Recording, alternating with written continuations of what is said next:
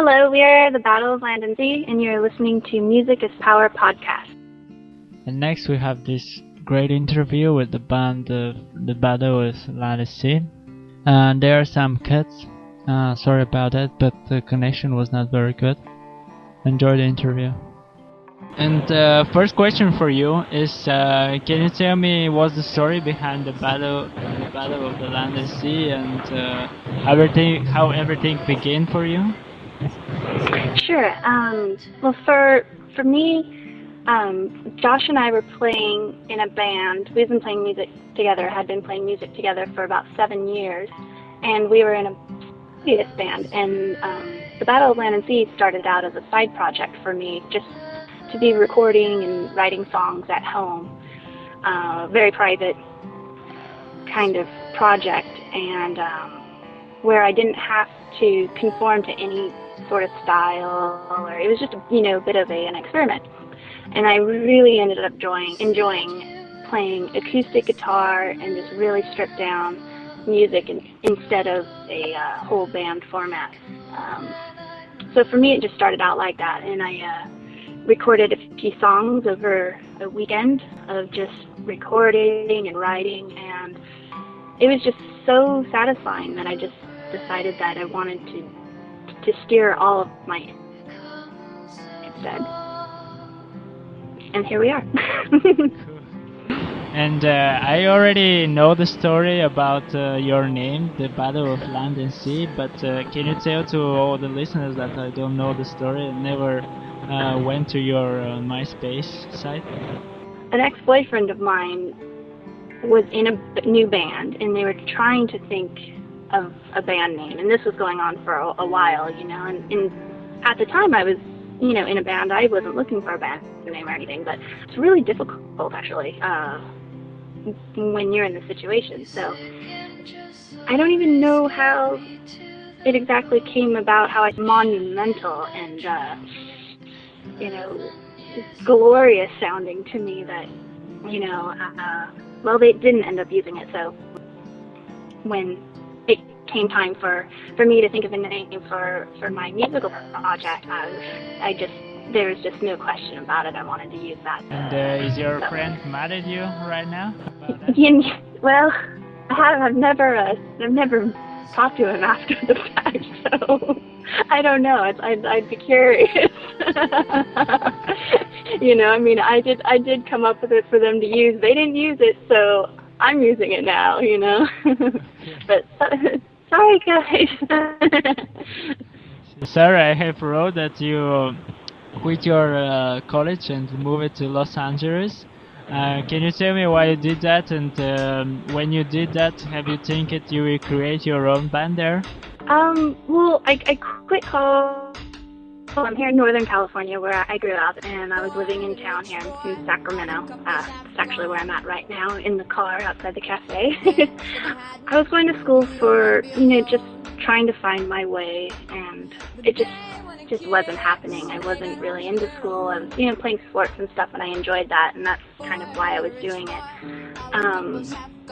I started working at a record store, really getting into music, and I wasn't even playing music at that point.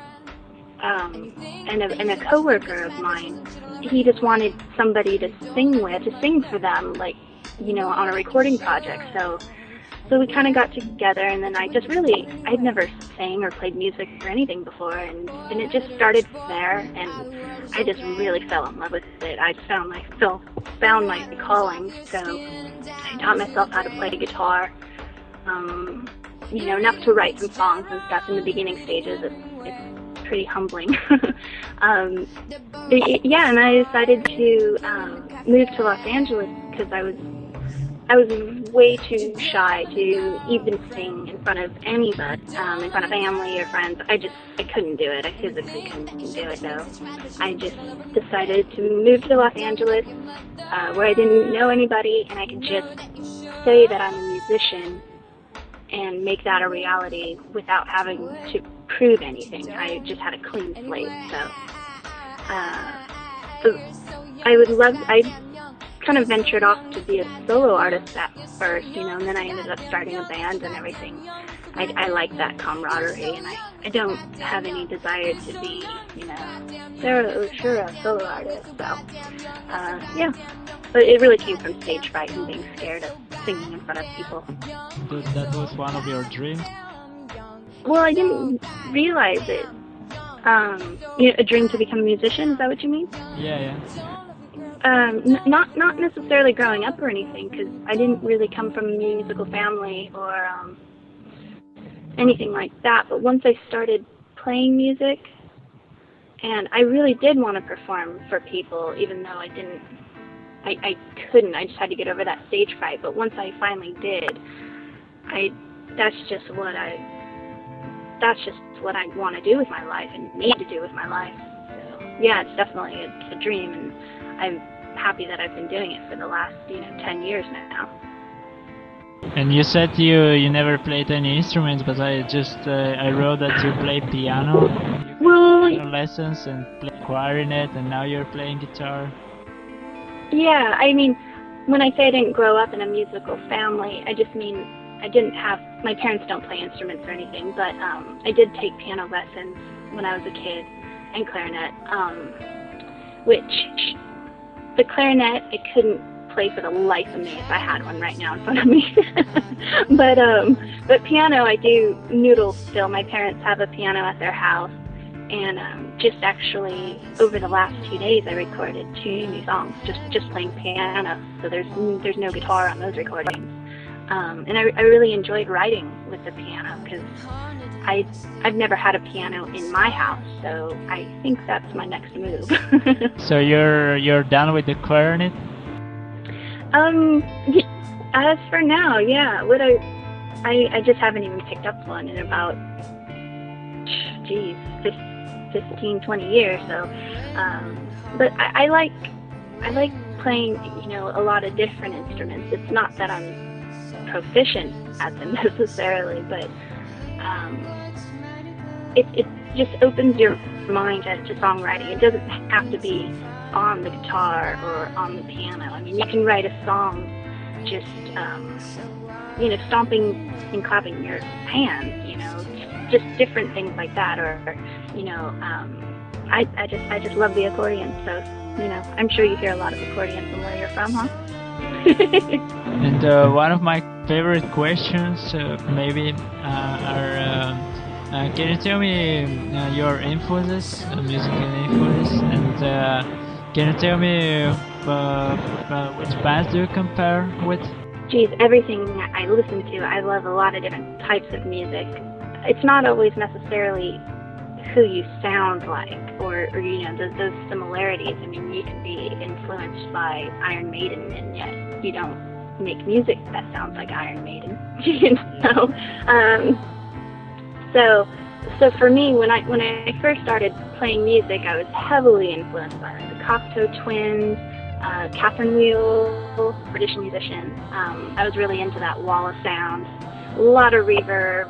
I've definitely come kind of strayed from that now. I listen to a lot of folk music, just singer-songwriters, a lot of stuff from the 70s, 60s and 70s, are just such great musicians and songwriters. I think a lot of musicians nowadays, I don't know, they had it all. They had the musical chops back then too, and that's really inspiring. Listening to like Nick Drake play guitar, like that is just insane. He was amazing, and I mean, I've had the Mazzy Star comparison probably for the last 10 years. I don't think I found, anything necessarily like Hope Sandoval, but it's, she's amazing, so I don't mind at all, and you mentioned, cat power here, and yeah, it's inevitable. Everybody's going to get references and about similarities to other musicians, because that's just the way it is, I was just about to ask you, how do you feel about when someone is comparing you with Cat Power? She's great, so no harm there, I can't. I can't complain at all. You know, I've been a fan for a long time. You know, but and she's done it. She has a really wide range of sounds. You know, you listen to her earlier records and they really sound nothing like what she's doing now. You know, so she's really grown. And, you know, for better or for worse. But I'd hope to have a range like that as well in my career. You know, sound-wise. Just nobody really wants to record the same album over and over. So, but I don't get mad about stuff like that, you know. Okay, and tell me, what is your secret about writing the best lyrics of your songs? You know, if you're journaling or writing down, I think it's about a mood. But I'm influenced a lot by just my surroundings. I do write literally, other times not so much, like more character-driven. That just kind of keeps it freeing for me. And you were free. I don't know if our listeners know, but you were a featured artist in MySpace. And what is the feeling about it? That was really amazing. I mean, we went from, you know, having a couple hundred hits a day to like 25,000 hits a day, and I mean, it was really exhilarating. The traffic on that page was just crazy, and all the messages, and it was like featured artist for a week, and I was just it was pretty dreamlike. You know, I just couldn't believe it. You know, logging in and we'd have like 300 messages. it was pretty surreal, I'd have to say. You know, at the time. I had at my day job, I was on the computer and stuff, so I was able to keep track of our page hits. You know, I would kind of every hour or so, I just take a look at the page, you know, and I'd be like, oh my gosh, 16,000.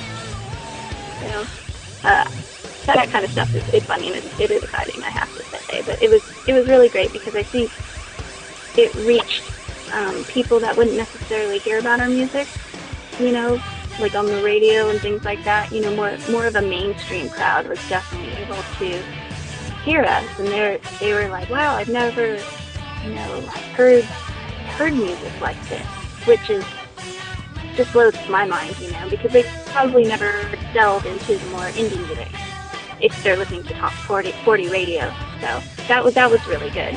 That's the main reason why I create this podcast, so people can hear some great indie music. Yeah, exactly. You have great playlists, I must say. So you had tour in Europe, and how was it? Can you say a little bit information about it? How did you feel?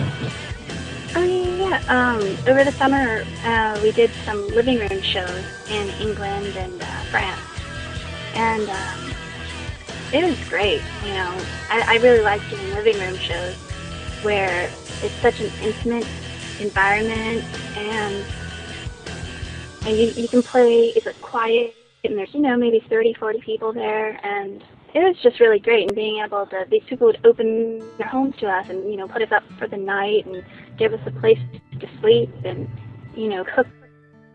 And it was just amazing. Did play a few just traditional clubs as well, like in London and stuff. And I hope we can do that again, next year at some point. And you said you hope you can do it again. And can you say if you have some more gigs, maybe next week or something like that? Yeah. Our next show is in Portland, Oregon, here in the U.S. December 2nd. So I'm not playing before that, but December 2nd at the West End in Portland, Oregon. Just check out our MySpace for the specifics. Next song is the last song of Music is Power podcast. Usually when I do interview there are games also, but this time I cannot include the game because we are already over 44 minutes of the podcast. So hope you like it, the interview and the podcast as well. And if you want to reach me, you can do it at musicpowerpodcast@gmail.com. Also, if you want to know the website, is musicispower.co.nr.